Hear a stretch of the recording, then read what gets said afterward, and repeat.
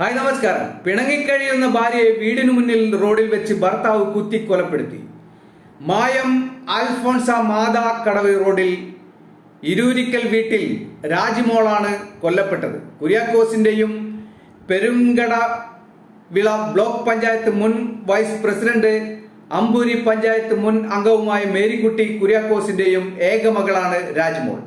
ബുധനാഴ്ച ഉച്ചയ്ക്ക് 12:30-ഓടെയാണ് സംഭവം നടന്നത്. കൊലപാതകത്തിനു ശേഷം വീട്ടിൽ കയറി ഒളിച്ച ഭർത്താവ് മായം കോലത്തു വീട്ടിൽ മനോജ് സെബാസ്റ്റ്യനെ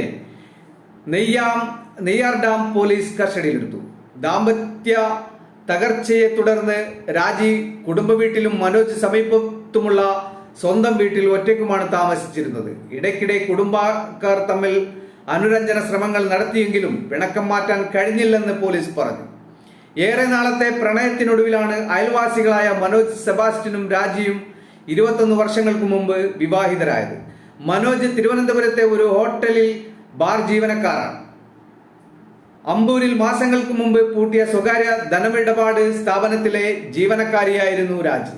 മായം കുടുംബാരോഗ്യ കേന്ദ്രത്തിൽ നിന്ന് ചികിത്സ തേടിയ ശേഷം മടങ്ങുമ്പോഴാണ് വീടിന് മുന്നിലെ റോഡിൽ വെച്ച് രാജിയെ കൊലപ്പെടുത്തിയത്. ഈ സമയം പിന്നാലെ എത്തിയ മനോജ് കയ്യിൽ കരുതിയ കത്തി ഉപയോഗിച്ച് രാജിയുടെ മുഖത്തും കഴുത്തിലും നെഞ്ചിലുമായി കുത്തുകയായിരുന്നു. ഇതിനിടയിൽ കുട കൊണ്ട് രാജി തടുക്കാൻ ശ്രമിച്ചെങ്കിലും ഫലമുണ്ടായില്ല. ആക്രമണത്തിൽ റോഡിൽ വീണ രാജിയെ വീണ്ടും ഇയാൾ ആക്രമിച്ചു.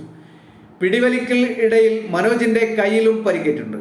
ഉച്ച സമയമായതിനാൽ റോഡിൽ ആരുമുണ്ടായിരുന്നില്ല.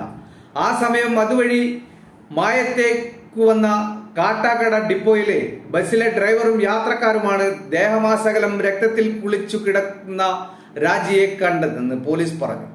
ഇതിനിടയിൽ വീട്ടിലെ പൈപ്പിൽ നിന്ന് രക്തക്കറ കഴുകിയ മനോജ് അകത്തു കയറിയിരുന്നു. നാട്ടുകാരെത്തി രാജിയെ ആശുപത്രിയിൽ എത്തിച്ചെങ്കിലും ജീവൻ രക്ഷിക്കാനായില്ല.